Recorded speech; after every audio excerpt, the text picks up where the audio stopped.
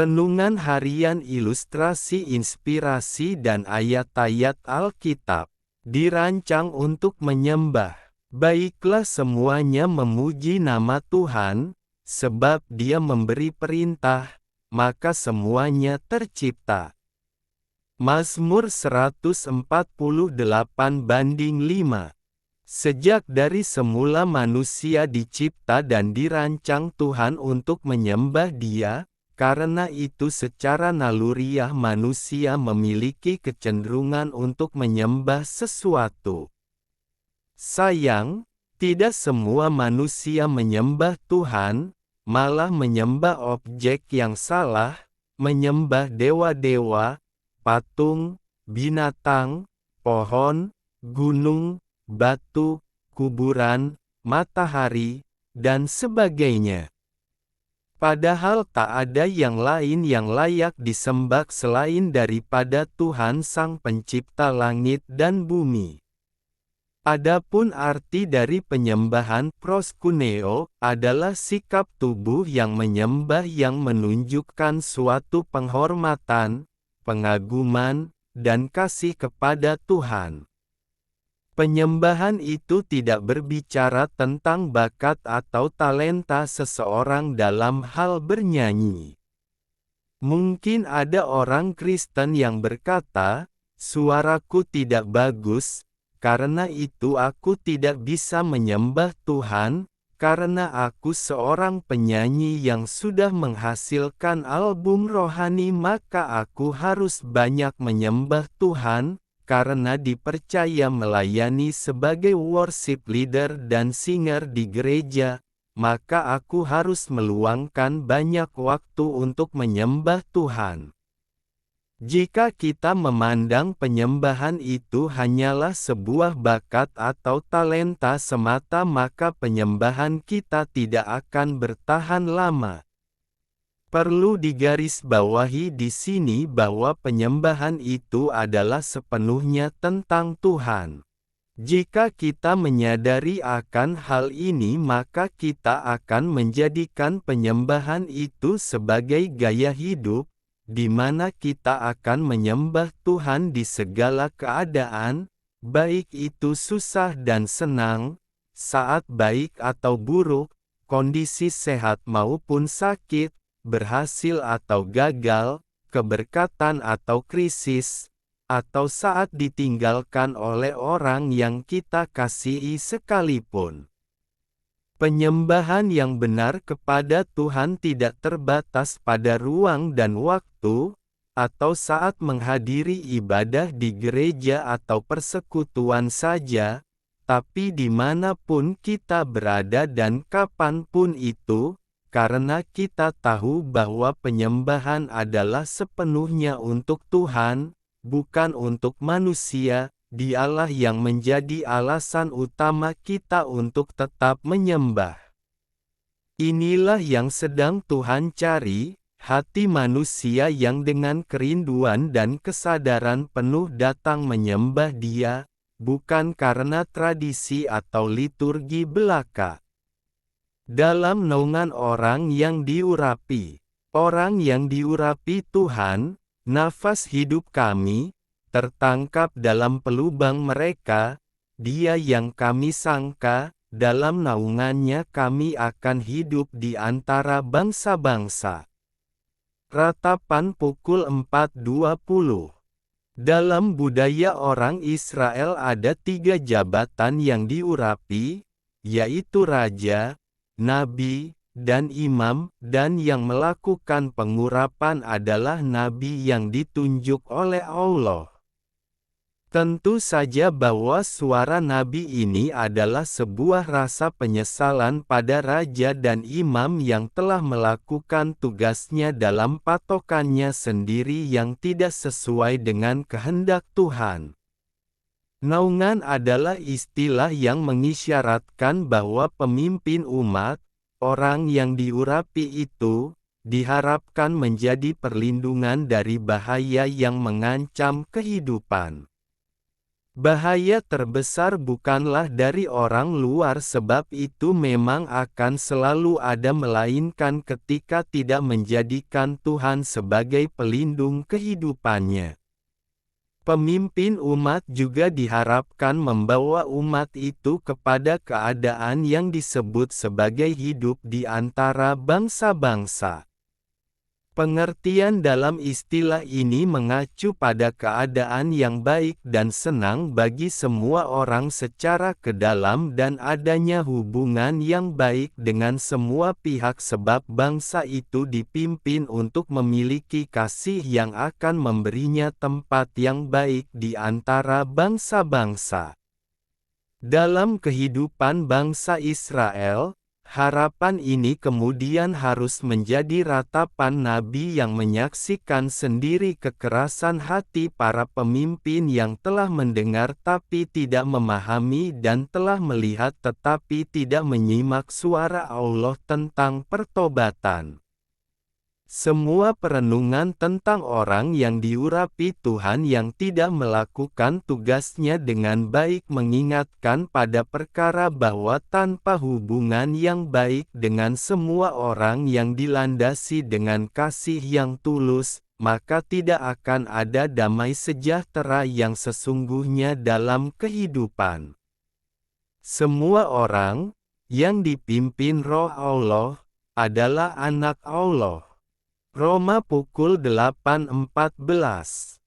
Penyembahan sepenuhnya tentang Yesus. Siapa gerangan ada padaku di sorga selain Engkau? Selain Engkau tidak ada yang kuingini di bumi. Mazmur 73:25. Mengapa penyembahan sepenuhnya tentang Yesus? Karena Dia telah menyelamatkan dan menebus dosa kita. Sebab kamu tahu bahwa kamu telah ditebus dari cara hidupmu yang sia-sia yang kamu warisi dari nenek moyangmu itu, bukan dengan barang yang fana, bukan pula dengan perak atau emas, melainkan dengan darah yang mahal, yaitu darah Kristus yang sama seperti darah anak domba yang tak bernoda dan tak bercacat. 1 Petrus pukul 1:18-19. Kita dapat menyembah Tuhan dengan sungguh hanya bila kita menyadari kebesarannya, kebaikannya, dan segala hal yang telah dikerjakannya bagi kita. Dengan demikian penyembahan merupakan suatu tanggapan dari hati yang mengungkapkan sukacita, ucapan syukur, dan kerinduan bersekutu dengan Tuhan. Karena itu izinkan Ia menjadi Raja atas hidup kita, berotoritas penuh memerintah dan bertahta di hati kita. Bagaimana seharusnya kita menyembah? Tetapi saatnya akan datang dan sudah tiba sekarang, bahwa penyembah-penyembah benar akan menyembah Bapa dalam roh dan kebenaran, sebab Bapa menghendaki penyembah-penyembah demikian. Tetapi saatnya akan datang dan sudah tiba sekarang, bahwa penyembah-penyembah benar akan menyembah Bapa dalam roh dan kebenaran. Yohanes pukul 4:22-23. Tuhan itu roh, karena itu kita harus menyembah Dia dalam roh dan kebenaran, bukan dalam daging dan dalam keadaan tidak benar. Menyembah dalam roh artinya menghampiri Tuhan dengan hati yang sungguh dan roh yang benar-benar diarahkan dan dikendalikan Roh Kudus. Dan karena Tuhan adalah kebenaran, maka mutlak bagi kita yang menyembahnya benar-benar dalam posisi hidup benar dan berkenan kepada Tuhan. Ketika bangsa Israel berada dalam perbudakan di Mesir, Tuhan mengutus Musa membawa mereka keluar dari Mesir, sebab Tuhan ingin umat-Nya itu beribadah dan menyembah kepadanya secara bebas. Tuhan pun menginginkan kita menyembah Dia dengan kebebasan dan kemerdekaan, tidak dalam keadaan terbelenggu dosa. Melalui karyanya di kayu salib Ia sudah melepaskan dan memerdekakan kita dari dosa dan iblis. Kita harus menyembah Tuhan dalam roh dan kebenaran karena Dia telah membebaskan kita dari dosa. Ilustrasi: busur panah si pemanah muda. Alkisah, seorang pemanah tua yang bijak memiliki seorang murid muda yang penuh ambisi.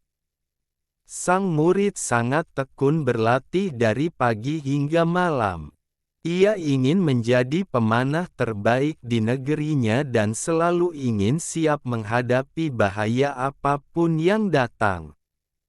Namun, sang guru memperhatikan satu kebiasaan muridnya. Setiap kali selesai berlatih, sang murid tetap membiarkan tali busurnya terikat kencang pada kedua ujung kayu busur itu.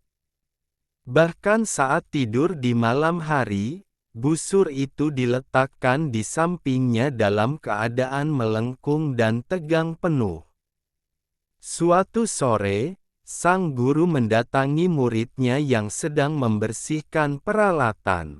Sang guru memperhatikan busurnya sendiri yang selalu dilepas talinya setiap kali selesai dipakai, sehingga kayunya kembali lurus dan rileks. Sang murid yang melihat hal itu memberanikan diri menegur gurunya, "Guru, kenapa guru selalu melepas tali busur itu dan membiarkannya kendur saat tidak dipakai? Bukankah seorang pemanah sejati harus selalu siaga setiap saat? Busurku selalu terikat kencang dan tegang, sehingga jika ada ancaman mendadak, aku bisa langsung memanah tanpa membuang waktu." Sang guru tidak langsung menjawab. Ia hanya tersenyum pelan dan berkata, "Besok pagi, bawalah busurmu ke lapangan tembak di balik bukit." Keesokan harinya, mereka berdiri di hadapan sasaran tembak yang letaknya sangat jauh. Sang guru meminta muridnya untuk menembakkan anak panah pertama. Sang murid dengan penuh percaya diri berdiri tegap, menarik tali busurnya sekuat tenaga, lalu melepaskannya. Namun, sesuatu yang aneh terjadi. Anak panah itu tidak meluncur dengan deras. Panah itu melayang lemah di udara dan jatuh menancap di tanah jauh sebelum mencapai sasaran. Sang murid terkejut. Ia mencoba sekali lagi dengan sekuat tenaga, tetapi hasilnya tetap sama. Panahnya tidak memiliki daya dorong. Kayu busurnya, yang ditahan dalam keadaan tegang terus-menerus siang dan malam, telah kehilangan kelenturan dan daya pegas alaminya. Busur itu menjadi keras, kaku, dan lemah. Sang guru kemudian mengambil busurnya sendiri yang semalaman dibiarkan rileks. Dengan tenang, ia mengikatkan kembali tali busurnya, menariknya perlahan, lalu melepaskan anak panah. Siwut! Anak panah itu melesat cepat membelah udara dan menancap tepat di tengah sasaran. Sang guru mengendurkan kembali tali busurnya, lalu menepuk bahu muridnya sambil berkata, "Busur yang tidak pernah dikendurkan akan kehilangan daya lenturnya." Saat waktunya tiba untuk melepaskan panah, ia tidak lagi memiliki kekuatan. Beristirahat dan memberi ruang diam bukanlah tanda kelemahan atau kelalaian, melainkan cara menjaga kekuatan agar tetap utuh saat saatnya tiba. Dalam perjalanan hidup sehari-hari, banyak dari kita hidup seperti busur sang murid muda. Kita sering merasa harus selalu berlari, selalu sibuk, selalu memegang kendali, dan takut untuk berhenti sejenak. Kita mengira bahwa berada dalam ketegangan tanpa henti adalah bukti kehebatan dan kesiapsiagaan kita. Padahal, jiwa dan rohani manusia diciptakan membutuhkan keseimbangan. Ada saatnya kita harus bekerja keras dan berjuang, tetapi ada saatnya kita harus belajar, mengendurkan tali, menepi sejenak dari kesibukan, beristirahat, dan memberi ruang bagi ketenangan di hadapan Tuhan. Beristirahat dan menyerahkan kendali kepada Tuhan bukanlah tanda menyerah atau lemah. Justru di dalam ketenangan dan perhentian itulah daya tahan, kepekaan, dan kekuatan rohani kita diperbarui. Ketika kita tahu kapan harus berhenti dan bersandar kepadanya, kita akan memiliki kekuatan yang penuh untuk melangkah tepat pada waktunya. Sebab beginilah firman Tuhan Allah, yang Maha Kudus, Allah Israel, dengan bertobat dan tinggal tenang kamu akan diselamatkan, dalam tinggal diam dan percaya terletak kekuatanmu. Yesaya 30:15